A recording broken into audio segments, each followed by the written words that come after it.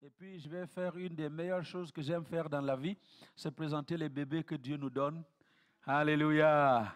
Au début de l'année, nous avons dit qu'il y aurait des bébés surprises. Ah, des bébés accidents. Et Raymond qui est arrivé dans la famille Aquar, Hani et Grace, c'est vraiment cette surprise que Dieu leur a envoyée en 2020. Amen. Alors c'est pourquoi il l'a appelé Raymond. Raymond. Vous savez, il y a le Logos, il y a le Raymond. Alléluia. Le Logos, c'est cette parole-là théorique. Vous lisez et vous ne comprenez rien. Mais le Raymond, ça c'est la parole révélée. Le Seigneur qui vient te parler et tu entends sa voix. Donc ce garçon-là vient comme une parole de Dieu dans la vie de Annie et de Grace. Alléluia. Il est venu avec un grand message. Gloire à Dieu. Eh bien, cet après-midi, avant donc de présenter Raymond, je voulais vous parler de la gratitude. J'ai commencé ce matin, je vais vous lire juste le passage, vous laissez le premier point, et puis on verra les autres points les dimanches prochains. Amen. La gratitude. Quelqu'un peut me définir ce que c'est que la gratitude? Le fait d'être reconnaissant. Très bien. Le fait d'être reconnaissant. Qui dit mieux? Est-ce que... C'est vraiment malin. Ok, continue ta définition.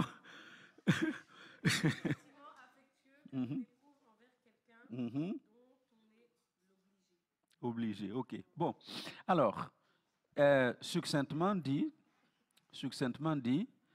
la gratitude, c'est la capacité à être reconnaissant pour toutes les choses que nous recevons au quotidien. La capacité à être reconnaissant à Dieu pour toutes les choses que nous recevons au quotidien. Alléluia. C'est cette attitude qui nous pousse à nous concentrer sur les choses que nous avons et non sur les choses que nous n'avons pas. Mais vous savez, le commun des mortels regarde à ce qu'il n'a pas et se concentre sur ce qu'il n'a pas. Mais si tu prends le temps de considérer ce que Dieu t'a donné, chaque jour qu'il crée, tu vas pouvoir te lever et dire merci. Alléluia. Ce sentiment de reconnaissance. Et malheureusement, ce n'est pas un sentiment avec lequel on naît. On ne naît pas avec la reconnaissance. Je vous ai déjà dit ça.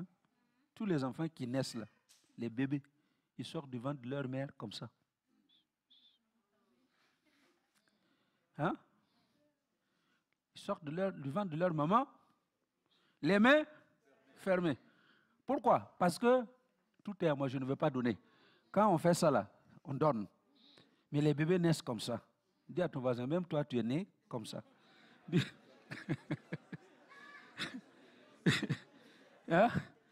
Même toi, tu es né comme ça. Les mains fermées. On ne veut pas donner. L'action de grâce, c'est la reconnaissance. On retourne à l'autre ce qu'il nous a donné. Alléluia. Et on rend grâce à Dieu pour les choses que nous avons. On le remercie pour ce qu'il nous a donné.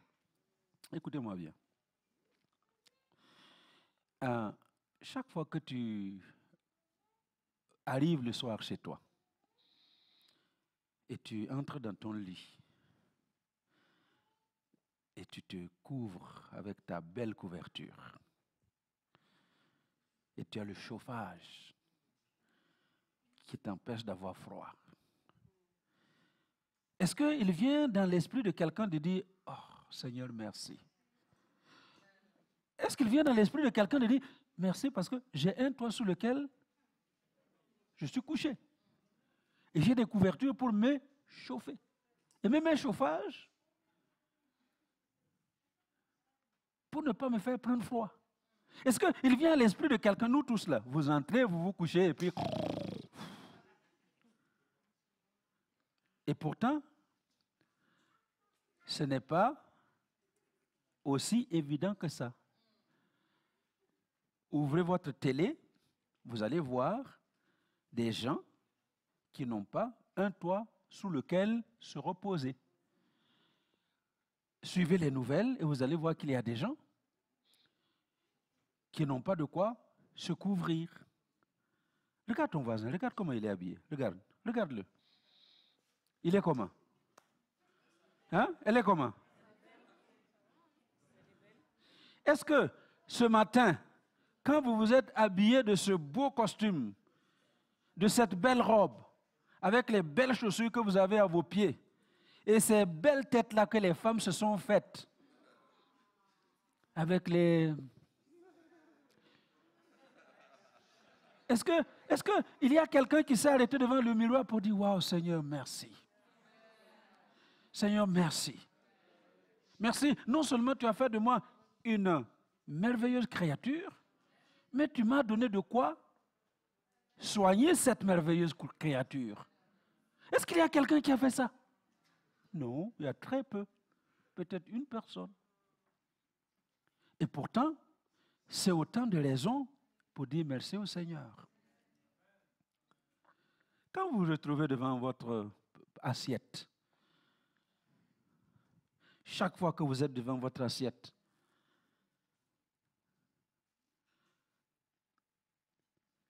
et puis vous mangez, et vous buvez, et vous avez le dessert. Est-ce qu'il y a quelqu'un à qui il vient vraiment à l'esprit, chaque fois qu'il est devant ce repas? Je ne parle pas de la prière lapidaire. Hein? Il réfléchit. Ah, on va rendre grâce à Dieu. Ah, Seigneur, merci beaucoup. Amen. Non, mais ce moment de s'asseoir et pour dire, ah, Seigneur, à travers le monde, ce n'est pas quelques centaines, ce n'est pas quelques milliers, mais il y a des millions de gens qui ne peuvent pas manger à leur faim, qui n'ont pas l'eau potable pour boire. Toi, tu as non seulement l'eau potable, mais tu as l'eau potable filtrée.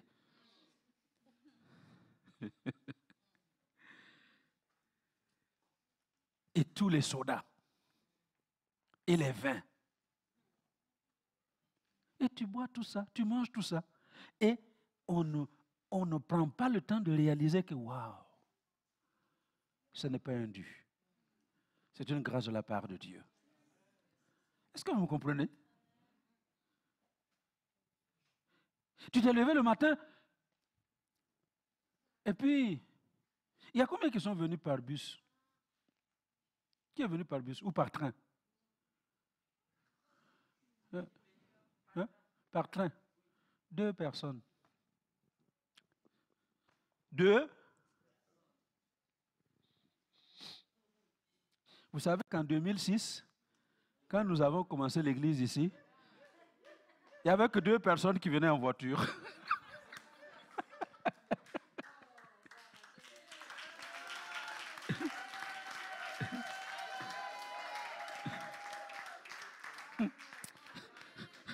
Papa Roger et je crois Papa Godé Kapouaba. Vous comprenez ça? Et aujourd'hui, vous entrez, et puis d'ailleurs vous entrez et vous commencez à regarder les voitures des autres. Vous arrivez au parking, là, qui a amené ça encore? Hein? Il est temps que je change. N'est-ce pas? Est-ce qu'il vous arrive, quand vous entrez dans votre voiture, de dire, waouh Seigneur, je viens de loin. Merci pour ce moyen de locomotion. Et je peux vous citer autant de choses pour votre vie. Autant de choses pour lesquelles nous devons nous arrêter et dire merci au Seigneur. On va présenter un enfant tout à l'heure. Quand vous regardez vos enfants, est-ce qu'il vous arrive de vous asseoir pour dire « Waouh, merci Seigneur pour les enfants que tu m'as donnés ».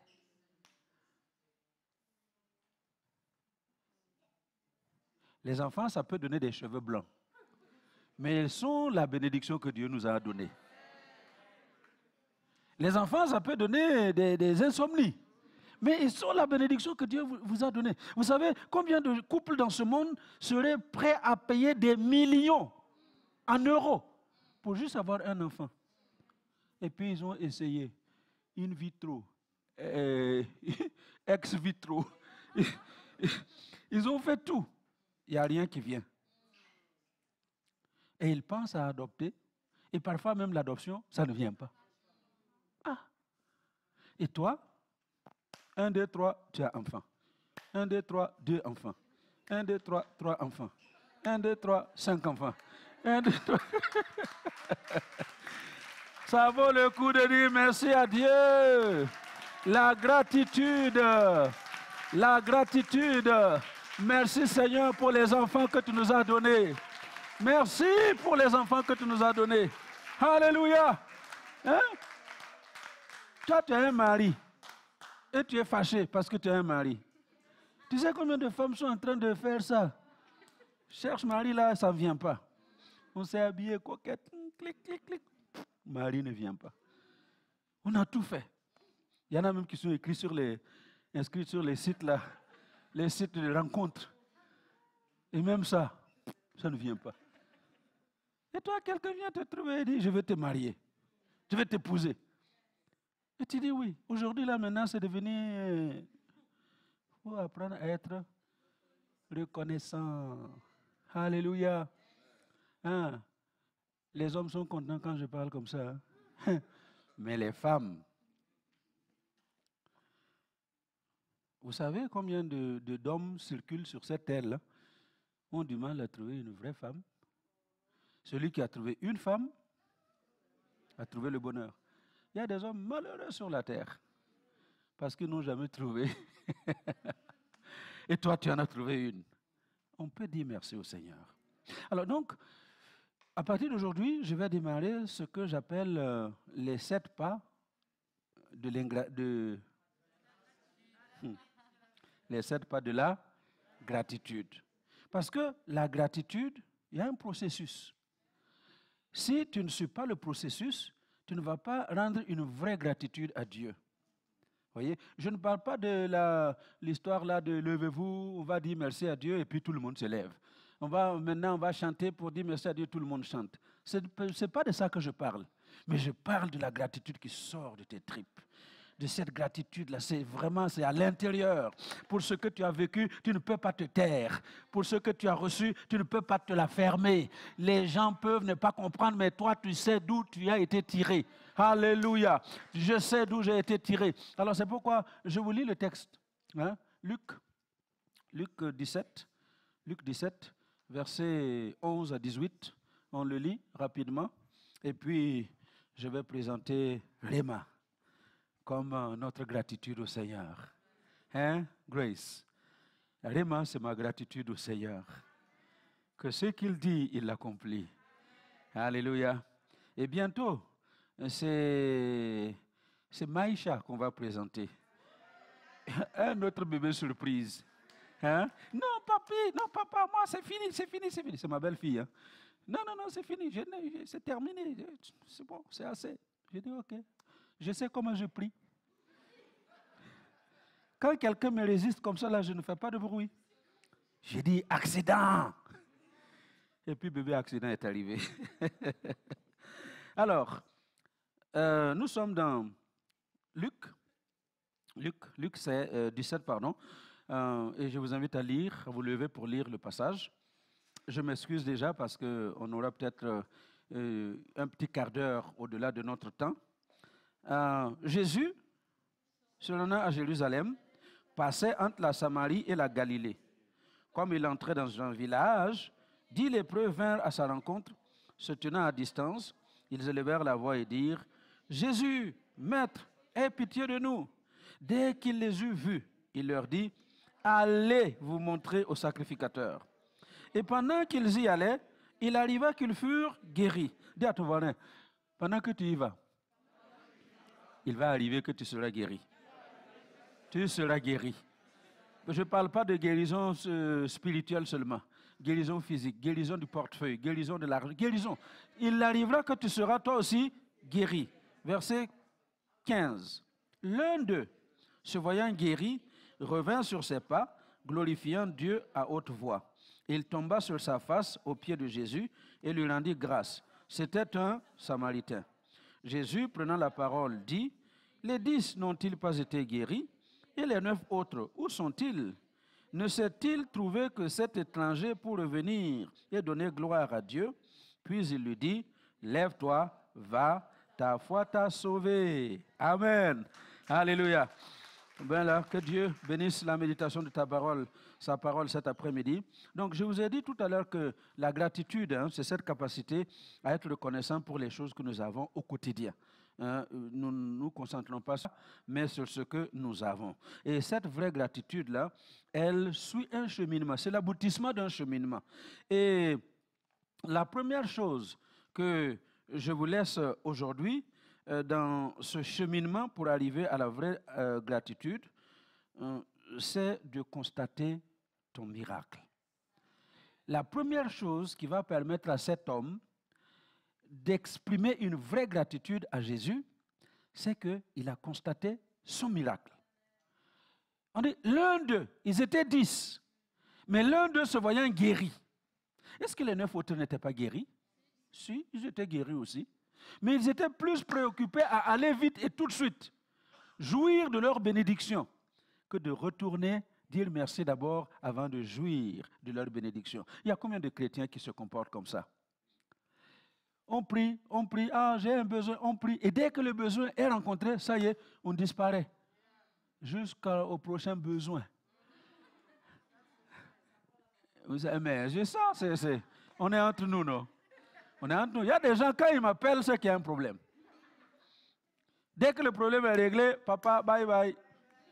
Jusqu'au prochain problème. Écoutez, un jour, je vais refuser de répondre à vos coups de fil. Hein? Coup de fil où on vient seulement pour le problème là. Je vais arrêter ça. Hein?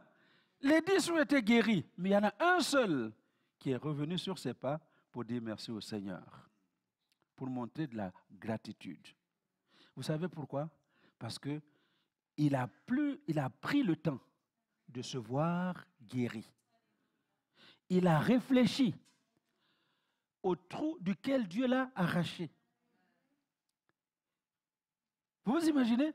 Lui qui devait marcher avec des clochettes à son manteau, clochettes qui annonçaient aux gens, attention, impur, impur, ne vous approchez pas, un lépreux, je suis lépreux. Il ne pouvait pas rester au milieu des gens. Il ne pouvait plus continuer de vivre une vie de famille. Il n'avait plus aucun contact avec ses enfants. Il était délaissé à l'extérieur du village. Tous les 10 étaient comme ça. Mais lui a pris le temps de réfléchir. Il dit, waouh. Donc j'étais dans ce trou-là. Et cet homme que nous avons rencontré nous a libérés. Non, moi, il faut que je retourne le trouver. Est-ce que vous vous imaginez? Il n'avait même pas l'assurance de le trouver là où il était. On a lu que Jésus était en train de passer. Il traversait. Il n'avait pas la certitude de le trouver. Et pourtant, il a pris la résolution de repartir. Parce qu'il a réfléchi. Dis à ton voisin, réfléchis s'il te plaît. Réfléchis. Ce qui nous empêche de rendre vraiment une gratitude à Dieu, non seulement à Dieu, mais à l'homme qui nous a fait du bien, c'est parce qu'on ne réfléchit pas. Est-ce que vous imaginez? Écoutez, quelqu'un s'est saigné, a fait comme ça. Il s'est battu pour payer un billet d'avion à toi qui es son neveu ou sa nièce en Afrique. Et il s'est battu pour faire les papiers, pour que tu viennes dans cette Europe, bénéficier des grâces que lui a. Tu es venu, tu as vécu. Il a fait comme ça pour te même mettre à l'école. Tu as fini, tu as un bon diplôme. Maintenant, là, lui, c'est un sorcier. Ah non, non, non, non, non, faut pas s'appeler. C'est devenu ton sorcier. Ton bienfaiteur est devenu ton. Il ne faut pas aller loin. Ta maman qui t'a porté pendant 9 mois, qui t'a donné son sein pendant. En Afrique, là, c'est 3 ans, 4 ans. Tu as bu le lait là pendant 3 ans. Son lait. Aujourd'hui, là, tu dis, non, ma mère est une sorcière. Parce qu'un escroc de prophète est venu te dire ta maman est une sorcière.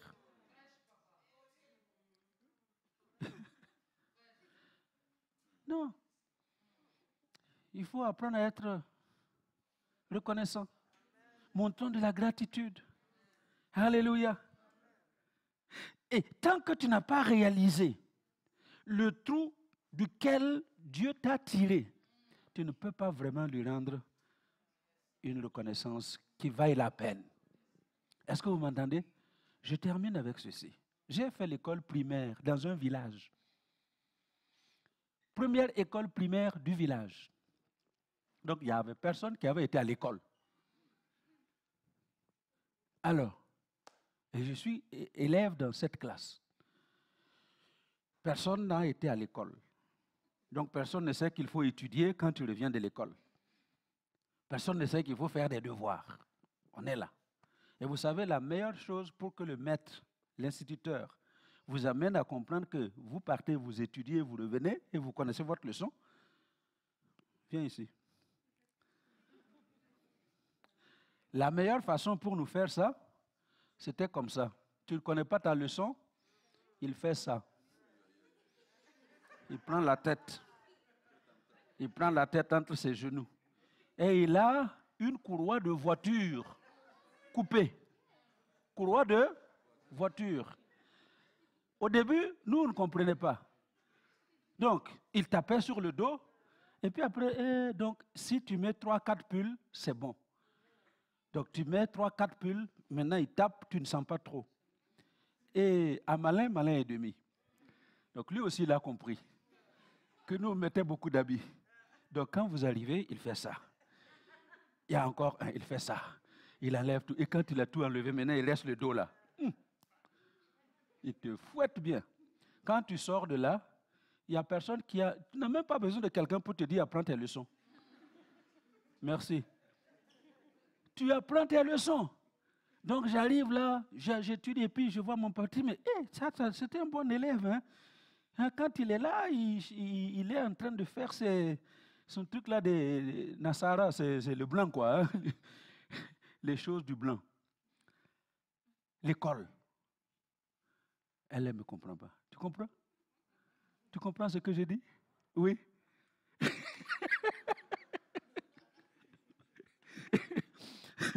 Alors, maintenant que ce gars-là m'a tapé comme ça, et ce qui était pire, c'est que les bons élèves étaient plus punis que les mauvais élèves.